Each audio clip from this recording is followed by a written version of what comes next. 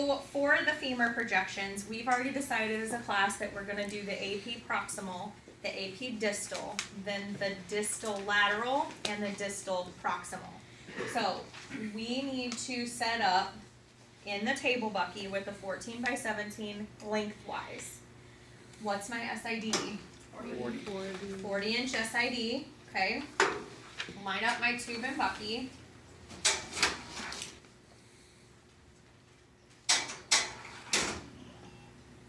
Okay, 40-inch SID, get that set. Now, is that different for any of the projections? Other projections? No. No. So, set this, line up your CR and your IR. Okay, set your SID to 40 and then forget it. From there, you just need to center your patient and position your patient, okay? So we do need to have her start in the center of the table. Okay, so the long axis of her femur should be in the center of the table. We're going to use the right one. So Morgan, I'm going to have you scoot away from me just a little bit. Okay? Okay, so we are going to center where for the proximal? Center AP. Center femur to midline table. Yep. Top of the light. Top of the light is going to be at the ASIS, okay? So we're going to feel, do you mind if I film your side? Sorry. Okay, iliac crest, follow that around until you kind of feel that short, flat little plateau. That's your ASIS, okay? We are going to line up the top of our IR. It's stuck. Sorry. Okay, so top of the light at the ASIS. And then we want to center the long axis of the IR with the long axis of the leg, okay? I'm going to put my marker on the lateral side. And what do we need to do with her leg? Rotate it 5 degrees internally. 15 to 15. For the proximal, it's 15 to 20 degrees in. Now, I'm going to show you guys a little trick. If we just leave the patient in this position and we have her roll her entire leg in, okay, keep going, Morgan. Okay, it gets a little hard, okay? She runs into her other foot, and her centering on the table is going to be off a little bit. So, I'm going to reset you. We're going to abduct just a little bit. So, move the whole entire leg out just a little bit, and then we are going to internally rotate that 15 to 20 degrees. So, that will help her from hitting her opposite foot. Okay, and it will allow her to internally rotate a little bit easier. So it's the same as for the hip and pelvis, right? Just okay. All right, so top of the light is at the ASIS. We've got centered, our long axis of our IR is centered between the medial and the lateral border of her leg. And we are going to collimate side to side to include the soft tissue. Okay, I've got my marker in there. And then what are her breathing instructions here? Don't move. Don't move. Any questions there? You just collimate to the 2 sides? Yep, leave it open lengthwise. So now we're going to go to the distal AP. All we're going to do is unrotate our patient's leg. Okay, and then rotate how much internally? 5. Okay, 5 degrees internally.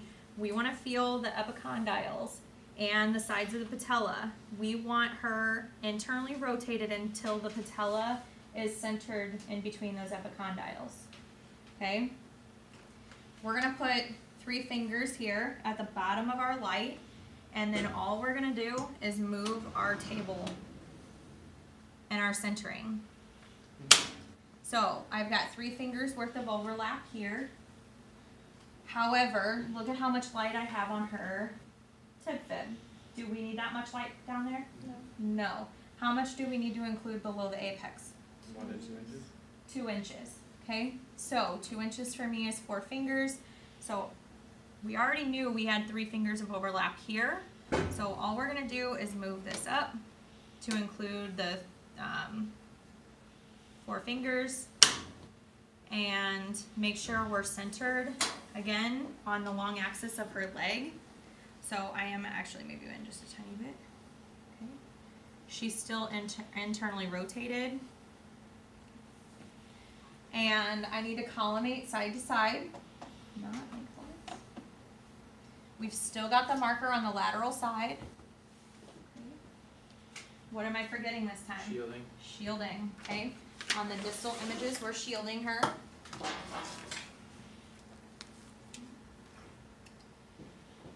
that down a little bit so it actually does some good, okay?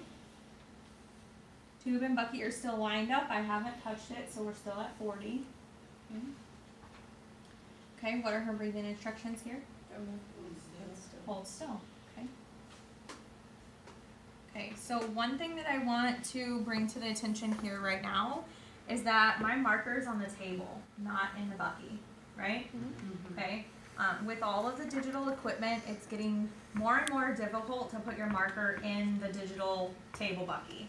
So if you have that issue at your clinical site, it is absolutely okay to put your marker on the table, but do not ever put it on your patient, okay? If you have a patient with a giant leg and you just can't get it, you know, make sure you put it underneath the patient, not on the patient, okay? All right, so let's go to the distal lateral, okay? So I'm gonna uncover you while she moves, okay? We have to have our patient roll all the way up into that lateral position, okay? Once again, we need to check our CR and our IR. Haven't even touched it, so nothing's different, okay? We want to align the long axis of our femur with the long axis of the IR or our table, okay? So what do we need to do here for her?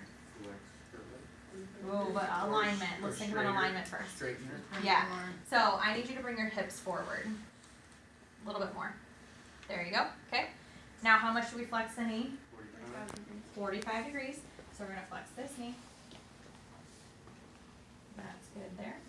Okay, so Morgan has her opposite leg up. Okay. I'm going to center you.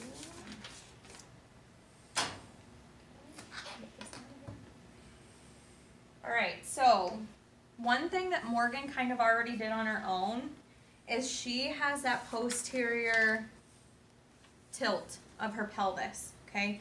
Now, our book said that we should put them in the true lateral position and then rotate posteriorly 15 degrees, okay?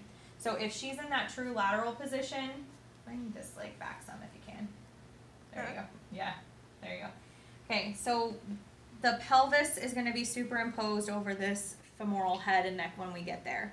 So we will posteriorly rotate just a little bit if we need to on this one to help with this leg position. But we need to make sure that this distal femur is in the perfect true lateral. So the epicondyles need to be perpendicular to the IR and our patella needs to be perpendicular to the IR.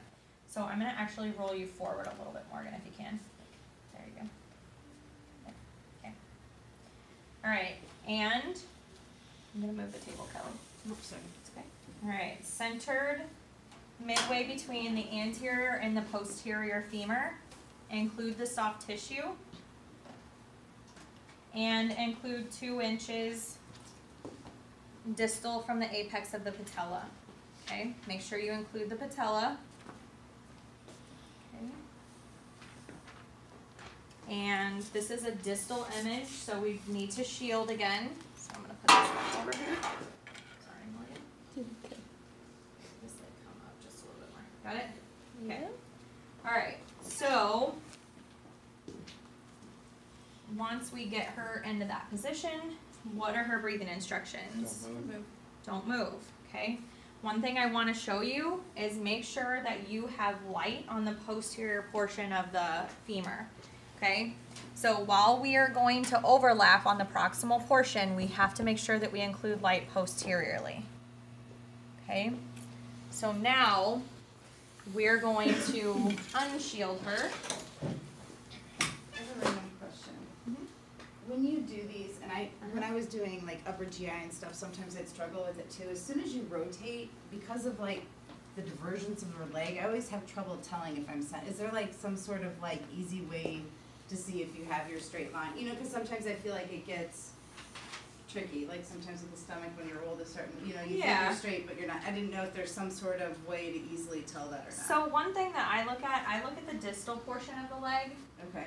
Because you're right, this is a little bit thicker anatomy as you kind of move So then I proximal. get like, yeah. So another thing to think about is that you're also going to get overlap here. Mm-hmm. So if you don't get it on this first projection, then you can get it once you move up a little bit. Okay. Okay, so center on the lower portion of the leg, open your collimation a little bit so that you're seeing most of this portion, and then we'll get the so just concentrate on this area here. Yep. Okay. Okay, so now we're gonna move proximal for the proximal lateral. So remember, we need at least 3 fingers of overlap, but where are we centering? How are we positioning this? The light at the ASIS. Yeah, so we need the top of the light at the ASIS. So I'm gonna feel for her ASIS, which is right here. And we already know that we have plenty of overlap from the proximal to the distal. So all I'm going to do here is I'm going to feel for her ASIS, and I'm going to move the table until the top of the light is at her ASIS. Okay. Get that marker on that lateral side again.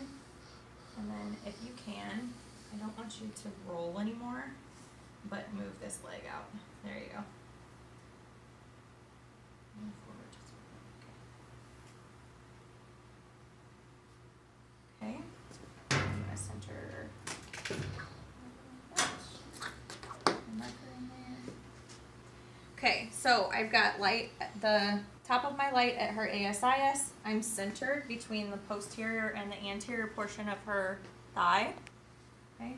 We have plenty of overlap here, and we knew that whenever we did the AP and moved down, we had about 3.5 inches of overlap. So we should be good here. We didn't touch our tube and our bucky alignment. Okay. We have maintained that long axis of her femur is aligned with the long axis of the IR.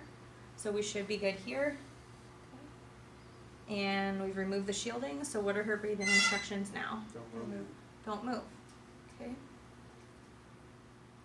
Okay, so one thing that I do want to point out is that Morgan was having a hard time with her leg just a little bit. So if I wanted to, or if I needed to, I could put this here, bend this knee, but roll up onto your side. There you go. And then bring that leg back. You okay there? Yeah. Is it gonna fall? No. This is much better. No. That's nice. But bring your hips forward a little bit for me. There you go.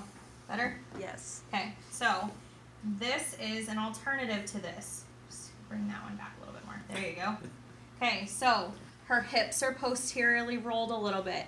This time we've given her, and you can even straighten this leg if you need to. Is that Oh yeah. better? Yeah. There you go. Okay, so the alternative for this is to give them a little bit of a sponge to rest their leg on, okay? As long as they are still aligned on the table, that's okay. If you need to, we need to make every effort that we can to align the long axis of their femur with the long axis of the table, okay? Because that's aligned with the long axis of our IR.